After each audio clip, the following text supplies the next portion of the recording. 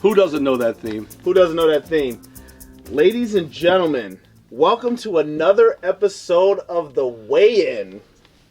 Another episode. Here we are. Hey, who doesn't know this song, man? Spider-Man, Spider-Man does whatever a spider can. It's like a jazz theme, isn't it? Almost? Here comes the Spider-Man. Yeah. Hey there. Anyway, big stuff coming up soon with Spidey. Yeah, so new movie coming out, Spider-Man Far From Home. Everybody's excited.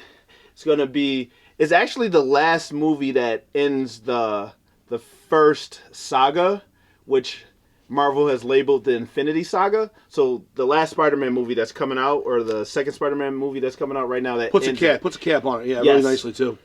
I mean, the next series of films obviously won't last as long as the decade and 22 films, but Marvel learned a lot during that time, and they definitely were able to get the rights back to work with Spider-Man. Tom Holland was a phenomenal cast. And I think the kid really loves his role. And this new film looks fantastic. The kid is real tough. It's going to be hard to replace him, especially his emotionalism with the passing of Stark in the last movie. Oh yeah, that was really great. Because what does Gwyneth Paltrow's character say? It's like Tony felt better that he was able to. He feels he's okay to pass the torch. Pass the torch. I think they set it up beautifully, and it's great that Spider-Man is really.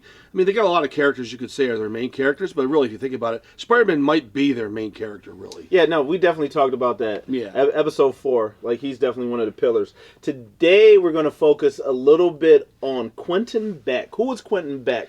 Well, Mr. Quentin Beck, and one of the unique characters in Marvel's line of villains, it doesn't have like a corny name, like where it's Peter Parker, or, they have the double names, Bruce Banner. Matt Murdock is a changed up one, but Quentin Beck is the Mysterio himself. Yeah. So, Mysterio's first appearance was in the Amazing Spider-Man issue number 13, which came out in June of 1964. Created by Stan Lee and Steve Ditko. Yeah, it's a great character. When he showed up, it almost gave some hints of what Doctor Strange was about a little bit, too. There's some similarities in many, many ways. Yeah. But, obviously, Doctor Strange is a good guy, and Mysterio is definitely a bad guy. Though he comes off as a bit of a, it's not a spoiler. Right? Maybe it's a spoiler, but it was in the trailer, so he comes off as a good guy, but he's definitely a villain. Well, if you know the character called the Shadow, the guy that goes, yeah, the Shadow. He's got the power to mask, cloud men's minds, as they say. Well, Mysterio can do the same thing. So when he's acting like he's friendly and he wants to be friendly with, Peter Parker, and he's aware of the fact that there's a problem with, what's that guy called? The Ocean Master? Who's the villain?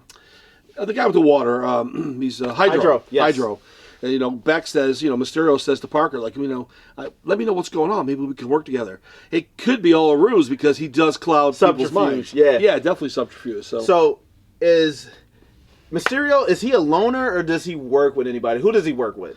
He's kind of a loner, really, actually. But he has been teamed up before. Well, he's been teamed up with, later on, after what Marvel did in the early days, they introduced a lot of their core villain for Spider-Man. We got the Kraven, the Doc Ock, Electro, Sandman, and the Vulture. Who are collectively the Sinister Six, which were great. We saw it. We saw a little hint at those guys, actually, in the last Sony Spider-Man film. Yeah. Which had Scorpion, they had. Yeah. And then Shocker. Yeah, Shocker. So they were like the... He was the later member. Yes. But the original 6 are like really classics. They came in the first 38 issues of The Amazing Spider-Man, which were done by Ditko and Lee. So So, fun fact, Quentin Beck's history was retconned. So there were aliens that appeared in Spider-Man number 2, and Marvel decided to retcon that and make it that it was Mysterio and his henchmen. Yeah, that didn't happen until a little while later, but because back in that issue number 2, and same with issue number 1, they would actually have 2 stories in the book, so it wasn't like a 32-page story or a 28-page story. They broke them into halves back then, thinking the audience maybe didn't have the patience or whatever. Then eventually, they started realizing that this whole new Marvel take on comics will work, and people do want to read the full issue. As a matter of fact, they want more than a full issue. Another fun fact, he was also a major Daredevil villain there was a storyline called the Guardian Devil. You probably remember that more than I would. Yeah, that's in the earlier days. Now, Daredevil launched a few years after, like, Fantastic Four and Spider-Man. They came a little earlier. The X-Men and the Daredevil character, I think, were by 65, 66 maybe. Probably 64, 65. Like, Marvel does start the Spider-Man and the Avengers. The Spider-Man and the FF is like 62. Yeah. So, they started using. That's when they started realizing the universe could cohesively work by letting people go to other books. Because in the old days, if you read DC's or even other superhero comics of the time, just before Marvel launched, you'd have like if they have 35 titles in their stable. Like, none of the characters really match up that much. Except for, like, DC, all the JLA were kind of, like, friends with each other. Yeah. And they would guest star in each other's books, like, once a year or something. Yeah. Not realizing you could do it so much better than that. And Make really it make the bigger line and more grow. immersive. And Marvel realized it real fast. So, a quick bio on Quentin Beck, a.k.a. Mysterio. He was a special effects wizard and a stuntman. He worked for a major Hollywood studio. He had dreams of becoming a big-name actor himself. So he probably thought he was going to be Brad Pitt, even though there was no Brad Pitt at the time, But his attempts at acting failed, and then he realized he could take all his skills and become a criminal. Yeah, it's kind of wild how he decided to do that. It's really funny. Stan always thought he was going to be a Hollywood actor, too. Stan Lee always had aspirations. Yeah. Okay. Yeah, but I guess he kind of got his dream a little bit. So with you his wonder cameos. if, like, he took that element in there, because maybe Stan's wife. I never thought about that. Yeah, because when he went out there in '80 to try to sell the properties, the rights to the films, and he did sell the rights to Fox got the X-Men and the Fantastic Four, and we know that Sony got the rights to Spider-Man. So that was on Stan's watch in the early '80s. He went out to California. He went out there with Avi Arad. Yeah, who was last seen working at Sony all those years. Yeah. I don't think Marvel's going to hire him. I mean, Sony. No, he's still. Let me take that back. He actually works at Sony still, but. He's a big shot at Sony, right? Yes, he is. Yeah. Okay. And they liked what he's been able to do with this Spider-Man Lend-Lease program with the Disney Studios. So they got a buku a lot of money and probably some off the top every film. They probably get a portion off of that. Definitely. So going back to Quentin Beck. So in his first interaction, in his first battle with Spider-Man, he actually framed Spider-Man. So he frames him for robbing a Midtown museum, in their first battle. But eventually, obviously, Spider-Man being the hero that he is, he ends up beating, Mysterio. He wins the day, he comes through. Mysterio gets locked up. So while Mysterio is incarcerated, he has a cellmate named Daniel Beckhart, who briefly takes on the mantle of Mysterio while the actual Mysterio was locked up. And Mysterio, he gets out, and he assumes the identity of a person that he makes up, Ludwig Reinhardt, to manipulate Spider-Man's aunt, so that may play a part in the new movie. Yeah, it could be, because... and Jake Gyllenhaal's a handsome dude. He's a little bit crazy from his Donnie Darko days, but he's still a handsome dude. So he's I still can young. see that. He's a little younger than a Tom Cruise kind of character. Obviously less younger than Robert Downey Jr.'s character and things like that. And then with Aunt May being the sweet little cutie that she is nowadays by Melissa Tomei. Melissa's a beautiful girl, man. So I think that's it's interesting ladies' too. night. Ladies' night part 2. No, but Peter Parker and Aunt May, there was always the problem between Aunt May being too old in the later movies and a lot of the comics. Marvel said, right off the get-go, we gotta bring that back to order. And I love that they did that. Parker goes back to a pure teenager, and Aunt May's like maybe she's acting like she might be in her 35 to 40-year-old range or something. She's probably like mid-40s. Still a nice range. Definitely. Melissa wears it well because she's just, now, the Mediterranean girls, they wear their skin a lot better, Yes. So Marvel, if you can hear us right now, somehow pull Tobey Maguire to be Uncle Ben. We want that. The fans want that. That would be awesome. Wouldn't that be needed? A flashback or something? Definitely. Because we never saw. There was no recapping of the origin because of Uncle Ben's death. And I can tell you for a fact I was not mad at that. Yeah, because after a while it gets a little monotonous. It's like you said before. I get it. Let me give you a little fun fact while we're at it too. Hit me.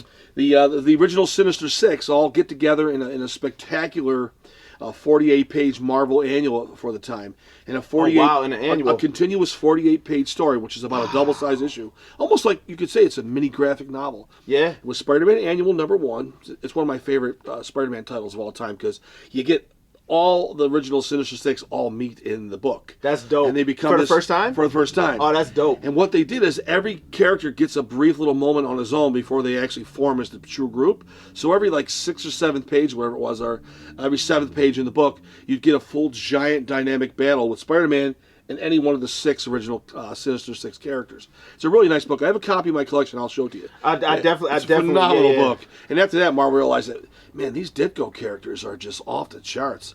So Marvel, like even with like what the stuff Kirby was doing on FF, they were able to play with these villains forever because they were such rock solid villains for the era. There is a very strong contention that, as far as superhero movies go, is that the villain makes the movie, and not to have too much of a crossover, but you look at the Nolan trilogies. Yeah, it really works. Yeah, Liam Neeson, Ra's al Ghul, or Ra's al Ghul, however you want to pronounce it, phenomenal. You know, I think the reason why that works, is it has a lot to do with when you get a real solid actor to portray a villain, he has to really put a lot more emotion in there. He has to act as wild and crazy as Ledger did on the Joker in the second film. Yeah, in the Dark Knight. When your heroes, they really have to be sort of like straightforward, like soap opera style actors. I mean, Chris Evans and Downey, they did great jobs playing their roles, but the villain, it's usually somebody's got to kick it up a notch. Yes, and that's when the Hollywood actors can bring it up, that guttural stuff from their inner self, and just knock it out of the park and win awards too. Yeah, because if you look at Loki, smashed it, knocked it out. Josh Brolin, smashed it, fantastic. Eric Killmonger, played by Michael B. Jordan, smashed it. Like, what's his name? This Australian actor on Red Skull, in the first couple of Red Skulls. Hugo Weaving. And Hugo, we know he's done a million smashed movies it. As anyway. That dude's Mr. next Smith, level. he's all over the place. Yeah, that dude's next level. Oh, V for Vendetta, he's fantastic. He did make a cameo in something recently, I saw.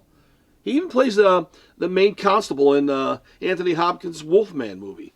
He's in everything now, Hugo Weaving. He's just a stunning actor. If I was a Hollywood director, I would put that dude in as many movies as I could. If I was a I production studio. So let me give like a quick rundown of Mysterio's power set. All right. So Quentin Beck does not possess superhuman abilities, but he is an expert designer of special effects, devices, and stage illusions, a master hypnotist and a magician, an amateur chemist and a roboticist. He has extensive knowledge of hand-to-hand combat techniques learned as a stuntman, allowing him to engage in combat with Spider-Man despite his full superior physical abilities. Using his skills at misdirection as a further method of self-defense, Mysterio's suit includes many devices to aid him. His helmet is made of a one-way plexiglass, meaning he can see out, but no one can see in. Like a police window. Yes. The helmet also includes an air supply to protect him from his own gases, sonar to navigate within the mist cloak, and his holographic projector to create 3D illusions. His boots contain magnetic coil springs, which allows him impressive leaps as well as ability to clean the surfaces. Mysterio's costume contains nozzles in the boots and wrists that can release a constant stream of smoke that shields his movements. He can mix other chemicals into the smoke screen for various effects, including a gas that dulls and inhibits Spider-Man's spider sense. And that's big. That's big, and it will be big.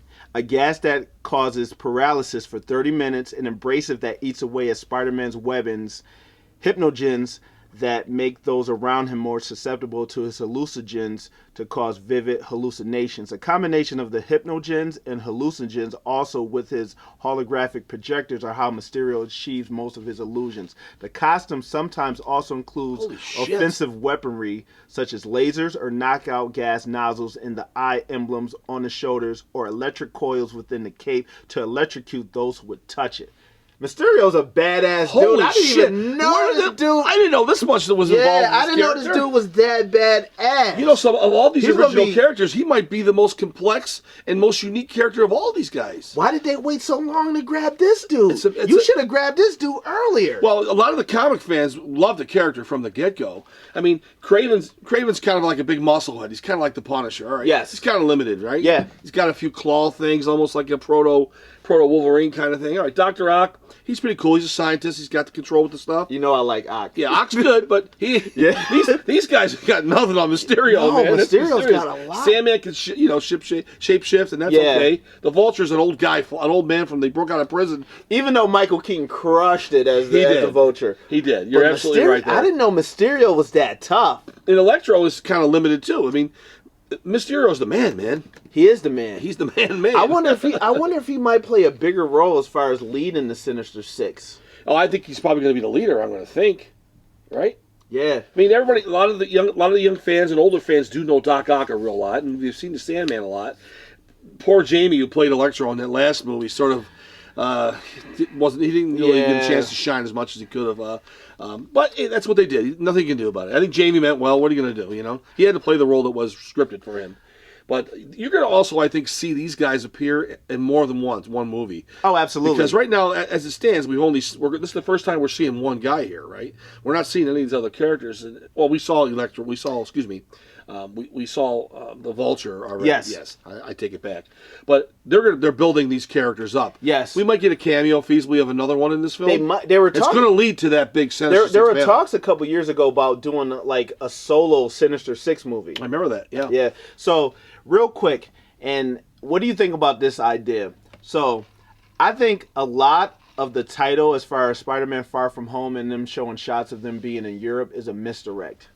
I think that Spider-Man, Nick Fury, and Maria Hill, played by the lovely Kobe Smulders. Isn't she beautiful? Yes.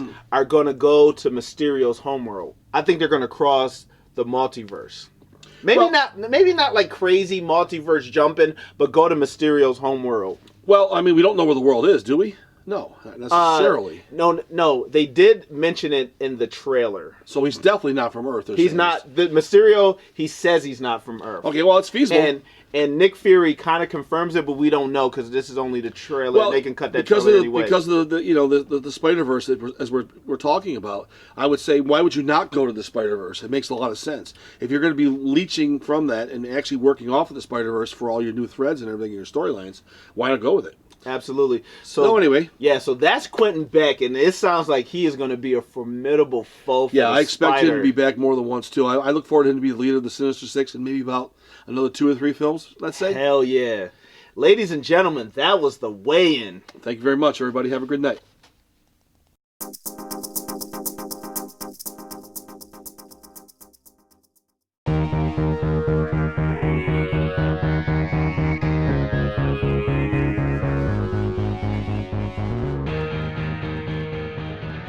Go for it. Ladies and gentlemen, welcome back to another episode of The Weigh-In. Man, I am so glad I was invited. Listen to this shit before we get banned. No, we're not going to get banned on this one, man. You know, if you're a good person, you say things right, and you're not blatantly being an asshole, it's your opinion. You're allowed to have an opinion. This is America. The real America. Yeah. I'm not talking about the crazy one where you got to pee in the dark. Yeah. You know, this is who we are, you know? Tell us our episode. Tell the folks our title today. The title of today's episode is Pumped Up and Blown Away. You can just imagine. Julian, take it on. Yeah, so a lot of people always ask me, how are you always in a good mood? How are you always upbeat? How is your spirit, your ethos always sky high? Well, one thing that I do is I pump myself up. You have to be like your own cheerleader.